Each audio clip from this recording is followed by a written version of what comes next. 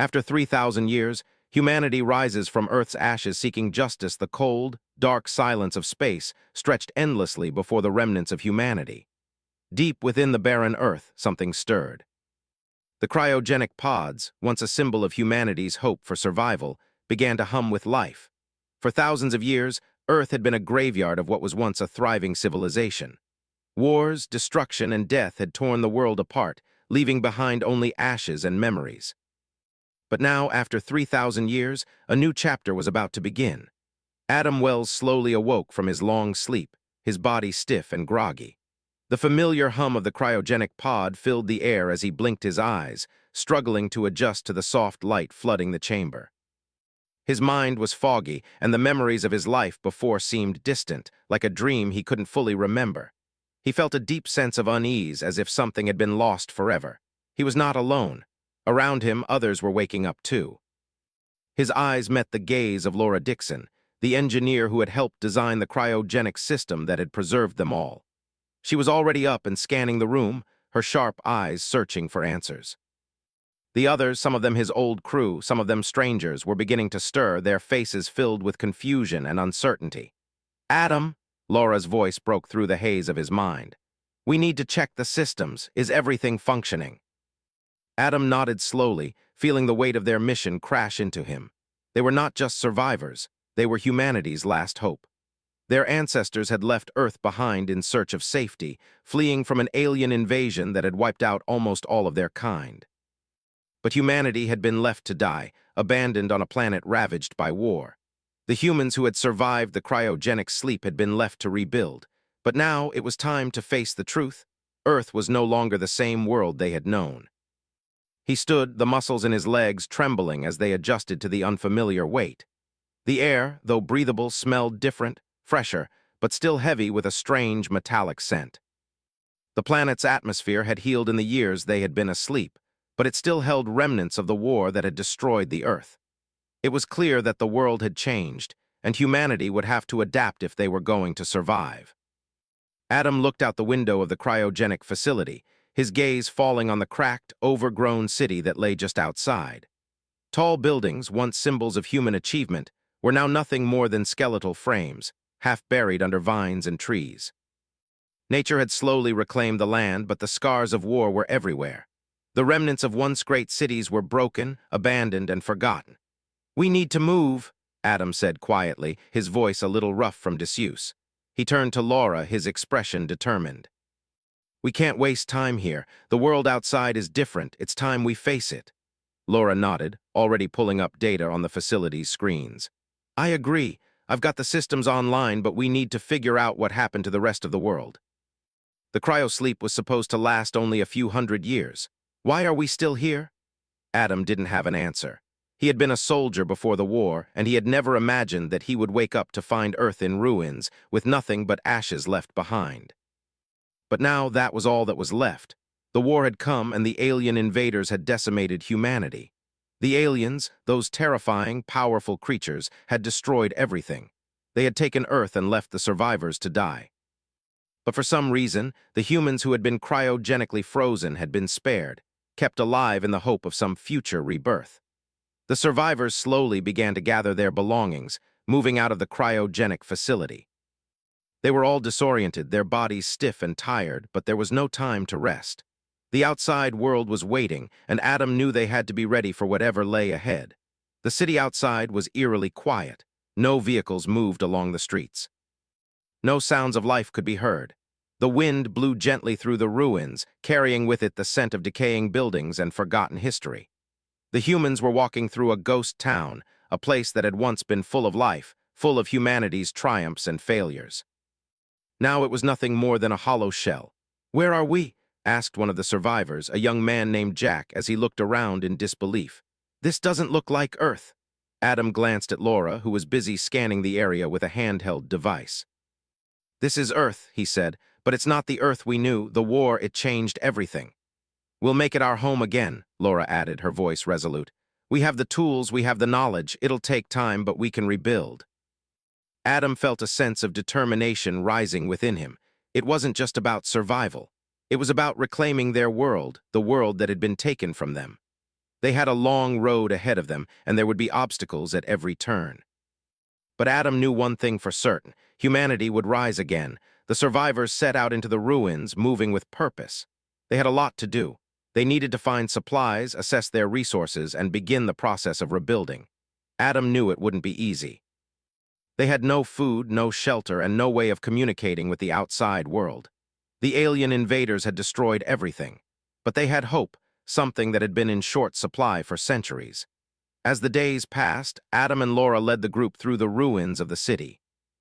They salvaged what they could, finding food and supplies in the abandoned buildings. It was a slow process, but they were making progress. They began to set up a temporary base in one of the old skyscrapers, using the building's upper floors for shelter and the lower floors for storage. In the meantime, Adam tried to make sense of the situation. What had happened to Earth while they had been asleep? How had the aliens managed to wipe out humanity so completely? And most importantly, why had they spared the survivors in the cryosleep? Adam had no answers. All he had were questions, but those questions would have to wait. The survivors had more immediate concerns. They needed to rebuild to prepare for whatever came next, and Adam knew that their mission was not over. It wasn't enough to simply survive. Humanity needed justice. The alien invaders had taken their world, and it was time to take it back. The days turned into weeks, and still the survivors of Earth pressed on. Adam Wells, Laura Dixon, and the others worked tirelessly to rebuild what had been lost. The city was their new home now. It wasn't the world they had once known, but it was theirs to reclaim. They had a long way to go before they could feel safe again, but they were determined. As the group grew stronger, they began to organize. Adam took charge of the overall plans for survival, while Laura focused on restoring the technology they had discovered in the old buildings. She worked day and night, finding ways to bring old machines back to life. Her skills were invaluable, but even she knew that they had just scratched the surface. Earth's old technology was a puzzle, and they were just starting to understand how the pieces fit together. One afternoon, as Adam stood looking over the city from the rooftop of their temporary base, he felt a strange sense of both hope and loss. The ruins of Earth spread out before him, but there was something else now. Nature was slowly reclaiming the land, and green vines crept up the sides of the broken buildings. It was a sign of life, of growth, of something new starting to emerge from the ashes of the old world. But as much as he wanted to believe in the future, Adam could not ignore the dark thoughts that always lingered in the back of his mind. The war, the destruction, the alien invaders, they were still out there.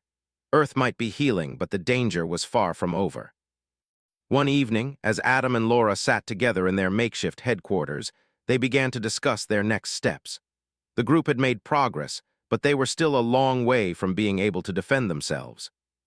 They needed weapons, ships, and knowledge of how to fight back against the aliens who had destroyed their world. "I've been thinking," Adam began, looking at Laura seriously. "We can't keep hiding here. We need to find out where the aliens are. We need to find out if they've taken over other planets, and if they have, we need to stop them." Laura nodded, her eyes reflecting the same determination Adam felt. "I agree, but how do we even start? We don't know where to find them, and we don't have the ships to reach them." Adam paused, thinking. "We've been looking through old files, old archives. There must be something there, something that can help us find them." "We've tried, but most of the data is either corrupted or too old to be useful," Laura replied. "There's one place we haven't checked yet, an old military base about 200 miles from here. It might still have some of the tech we need." Adam stood up. "Then we need to go there, we need to find those weapons, and we need to find out how to fight back." The next morning, Adam and Laura gathered a small team to make the journey to the military base. The team consisted of Jack, a young survivor who had been quick to adapt to the new world; Megan, a strong-willed woman who had been a soldier before the war; and Henry, a quiet man with a sharp mind and a talent for finding useful resources in the ruins. The journey was long and difficult. The roads were rough, and the weather was unpredictable. At times, they had to move through dense forests where the trees grew so thick that the sun barely reached the ground. They crossed rivers and climbed hills, always on the lookout for dangers that might lurk in the shadows.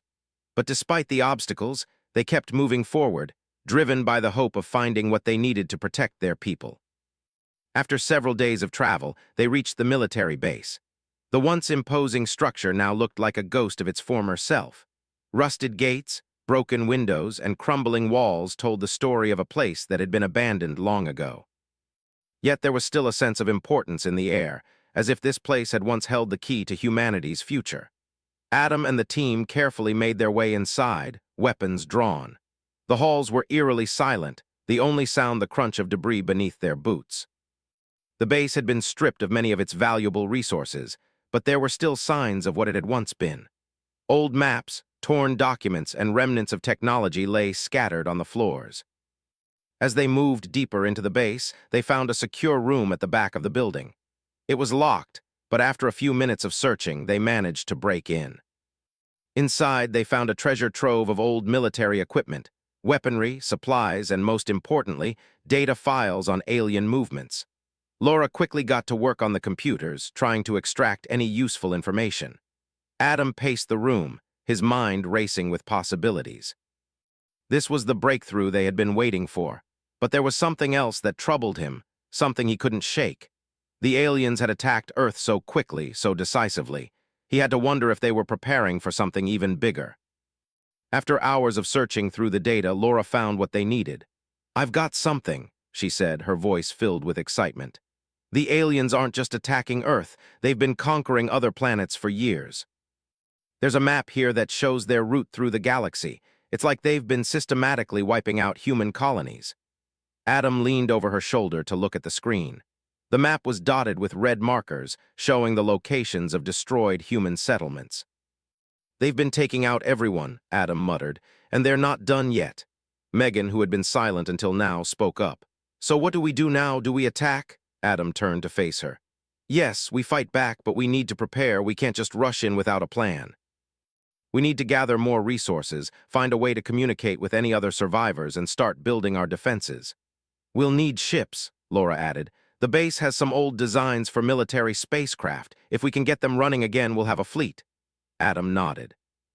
"Then that's our next step. We build a fleet, we find more survivors, and we take the fight to the aliens." But even as Adam spoke those words, he couldn't help but feel a growing sense of fear in his chest. The task ahead of them was monumental. They weren't just fighting to survive anymore. They were fighting for their very existence. And the aliens they were about to face had proven time and time again that they were merciless. As the team prepared to head back to their base with the new information, Adam couldn't shake the feeling that they were about to enter a battle unlike anything humanity had ever faced. They had spent thousands of years in sleep, waiting for the right moment to rise again. That moment had come, but what price would they pay to win? The days following the discovery at the military base felt like a whirlwind. The team, now back at their headquarters in the ruins of the city, worked day and night. They had the information they needed, but the challenge was overwhelming. Humanity had to prepare to fight an enemy they had not faced in centuries. The aliens had taken everything from them, and now Adam and the others were determined to take it all back. Adam stood at the command center, studying the map of the galaxy. The red markers still lingered on the screen, each one representing a lost colony, a destroyed world. The map was a grim reminder of how powerful the alien empire was, but it also fueled his determination. They had to stop the aliens from spreading any further. Laura worked tirelessly beside him, sorting through the old military blueprints. She had found the designs for military spacecraft at the base, but the technology was outdated. They would have to build the ships from scratch, using the remnants of the old world to create something new. The task was massive, but it was the only way forward. "Adam," Laura said, breaking his concentration, "I think we can make it work. The designs are old, but we can adapt them with the resources we have. It will take time, but we have the knowledge." Adam nodded. "Time isn't something we have a lot of. The aliens are still out there, and we don't know how much longer they'll leave us alone. We need to move quickly." Megan and Jack were on the ground, gathering supplies and scouting the nearby areas. They had begun to repair some of the older vehicles they had found in the ruins, but it was slow going. They were still learning how to use the old technology, but they had no choice. Every day counted. As they worked, the atmosphere in the headquarters grew more tense. The survivors, though grateful for the shelter, were growing anxious. They had seen the destruction the aliens had caused, and the thought of facing them again filled everyone with fear. But Adam had always been the kind of leader who pushed past fear. He knew that the only way to protect humanity's future was to fight back. One evening, Adam called a meeting with the leadership team. He wanted to make sure they were all on the same page before they took the next step. Laura, Megan, Jack, and Henry gathered around the table. The rest of the survivors waited outside, hoping for news. "All right," Adam began, looking at each of them. "We have what we need to start building, but we have to remember that this isn't just about building ships or weapons. It's about rebuilding humanity's strength. We can't fight back if we don't have the resources to do so." "We have the plans for the ships," Laura said. "We have enough to start the construction, but we need raw materials, metal, fuel, power sources. We can't just rely on what's left in the city. We'll have to venture further out." "Exactly," Adam agreed. "We have to send teams out to search for what we need. We also need to communicate with any survivors we can find. They might have useful information or even additional resources. But the most important thing is to find a way to get those ships built." Megan spoke up.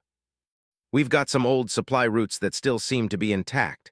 We can use those to travel farther out. We might be able to find some untouched supply depots along the way." Jack nodded. "And we've seen signs of other survivors, too. Some of them may be living in the nearby towns. We should reach out to them, see if they're willing to help." The plan was set. Adam knew it wouldn't be easy, but it was the only choice they had. They would send out teams to gather supplies, search for survivors, and start the construction of the ships. Each team would be small, but they would move quickly and cover as much ground as possible. The key was to stay ahead of the aliens, to make sure they had time to build the fleet that would be their only chance at survival. Over the next few weeks, the teams set out in different directions. Adam led one team himself, determined to find the supplies they needed to power the ships. Laura stayed behind to oversee the construction of the ships, coordinating with the engineers to make sure everything was moving forward. Megan and Jack took another team to scout for survivors and gather resources from the nearby towns. The journey was harder than they had expected. The world outside the city was a wasteland, full of dangers they hadn't anticipated. Some of the old supply depots had been raided long ago, leaving only scraps behind. And the further they traveled, the more they realized how much damage the aliens had done. There were few signs of life. The few survivors they encountered were either too afraid to join their cause or had already given up hope. But there were also small victories. In one of the towns, Adam's team discovered a hidden storehouse of fuel. It wasn't much, but it was enough to keep the engines running for a while. In another town, Jack and Megan found a group of survivors who had managed to stay hidden from the aliens. They were reluctant to join, but after hearing about Adam's plans, they agreed to help with supplies. Despite the challenges, the teams made steady progress. The survivors they found were a mix of the hopeful and the broken, but each one had something to contribute. Slowly, they began to rebuild what had been lost. The work was grueling, but with every small success, they came closer to their goal. Back at the headquarters, Laura's team had made great strides in the construction of the ships. The old blueprints were a challenge, but they had found a way to adapt them. The designs had been made for much larger ships, but with some modifications, they could create smaller, more nimble vessels.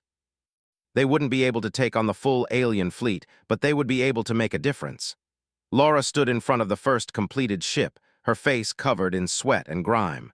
She had worked day and night, but it was worth it.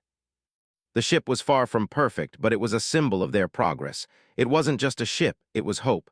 It was humanity's chance to fight back.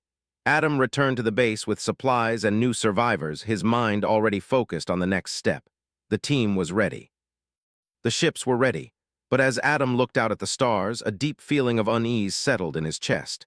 The aliens were out there. They would not wait for humanity to catch up. The battle was coming, and Adam knew that it would be their hardest fight yet. But they had come this far, and they would not back down.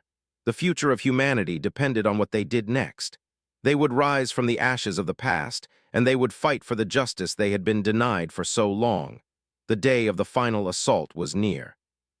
Adam Wells stood at the edge of the command center, his eyes fixed on the sky. Above him, the stars seemed endless. They had come so far since the day they had awoken from cryogenic sleep. The world had changed, and humanity had changed with it. They had built ships, found survivors, and gathered the strength they needed to fight back against the aliens who had taken everything from them. But the hardest battle was yet to come. The alien empire, led by the warlord Zyxer, was vast and powerful. For centuries, they had conquered world after world, and Earth had been just another prize to them. The humans who survived had been left behind, forgotten. But now, Earth was ready to fight back. The ships were ready, the survivors were united, and Adam knew that they had only one chance to take down the aliens and reclaim their home. As the teams prepared for the final push, Adam met with Laura in the control room. She had been working around the clock to get the ships ready, ensuring they were operational and capable of defending themselves against the alien fleet. But even with all the progress they had made, Adam could see the exhaustion on her face. They had been through so much, and the end of the road seemed so close, yet still so far. "Are we ready?" Adam asked, his voice steady but filled with uncertainty. Laura looked at him, her expression serious. "We have the ships, we have the weapons, the fleet is prepared. But we still don't know everything about Zyxer's forces. We have a small window of time before they realize we're coming." Adam nodded. Time was the enemy now. The aliens wouldn't sit idly by and let them gather their strength. The warlord Zyxer would send his fleet to stop them before they could even get close to his stronghold. It was a fight they couldn't afford to lose. "Then we move out at dawn," Adam said, his voice firm. "We take the fight to them for Earth, for humanity." The crew was ready. The survivors who had joined them along the way stood united in their goal, to defeat the alien invaders who had stolen everything from them. Adam had seen the fear in their eyes, but he had also seen the fire of determination. They had lost so much, but they were not going to lose again. As the ships lifted off from the ground, the Earth below them seemed distant, small. The once thriving planet, now scarred by war and time, faded into the background. Adam couldn't help but think about everything they had lost, the cities, the people, the world they had known. But he also knew that the future was theirs to shape now. They had the power to change the course of history. The journey through space was long and silent. The fleet moved in formation, their ships gliding through the darkness of the void. The crew was tense, each person aware of the danger ahead. But there was no turning back now. The mission was set. The stakes were too high. After several days of travel, they arrived at the outer edge of the alien empire. It was a barren, lifeless region of space, filled with asteroid fields and abandoned planets. But at the heart of this dark place lay Zyxer's fortress, a massive warship that was said to be invincible. It was a symbol of the aliens' power, and Adam knew that it would take everything they had to defeat it. "We're close," Laura said, her voice coming through the comms. "I'm reading multiple alien ships near the fortress. They're heavily armed." Adam looked out the window of the command ship. The fortress loomed ahead, its dark, menacing form stretching across the stars. This was it. The moment they had been preparing for had arrived. "Everyone stay sharp," Adam ordered. "We hit them hard and fast, we can't afford to hesitate." The battle began. The first wave of alien ships came at them with full force, their weapons blazing as they tried to push the humans back. But Adam and his team were ready. The human fleet moved with precision, dodging and firing, their ships striking back with deadly force.